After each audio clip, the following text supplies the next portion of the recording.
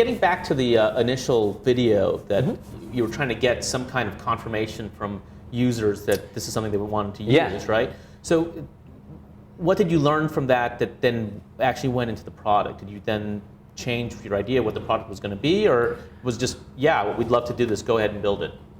Well, it was, so the first video went out in April 2007. At the same time, I submitted my Y Combinator application and I made this video.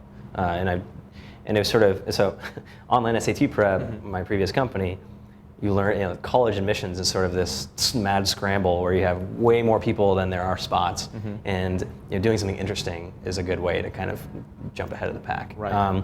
And so that was actually the thinking behind the video is, okay, not only will I submit this application, which will sort of go into this giant pile, but the video I submitted to Hacker News, which I knew Paul Graham would be reading avidly. Right. I hoped that the response would be good, so that Paul and the Y Combinator partners would see attention, it. Right. Yeah, and so it accomplished a couple of goals. First, at the time, Arash and I hadn't teamed up yet, and so he saw the video and he got excited. So it got me a co-founder, which is a good thing. Two.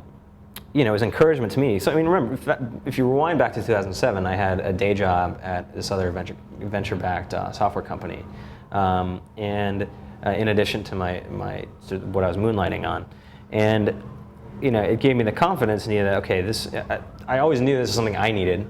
Right. I hoped this was something that other people needed. It seemed logical, but that was a sort of untested assumption. And to have all these people, the video was at the top of Hacker News for a couple days. And so that just gave me this immense confidence that, like, even if we don't get Y Combinator funding, I'm just going to quit my job and just jump into this. And then, we learned the same kind of lessons very cheaply that would have otherwise taken us years and possibly raising money and all these other things.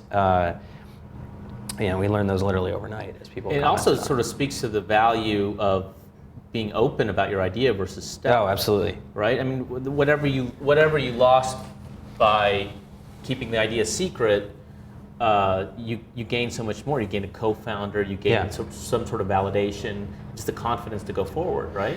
Yeah, I think it's a big mistake in most cases, maybe not all cases, but the likelihood that I tell you about something like Dropbox, and then you're already working on stuff you're excited about, right? So the chances that you drop everything and come and then go compete with me are a lot. There's exceptional cases where that's happened, but it's very rare.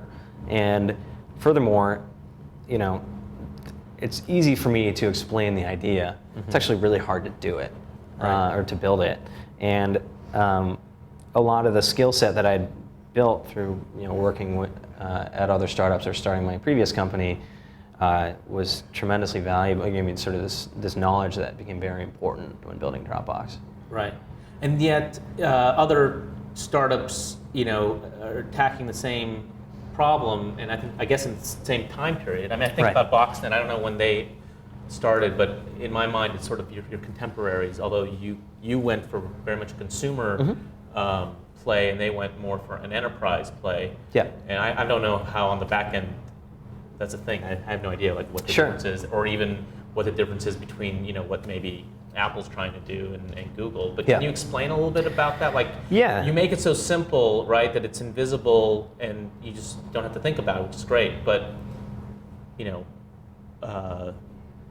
how hard is it to replicate this? What you do on the back end, even for someone like Apple? Yeah. Well, so it's an important point. So two things. So first,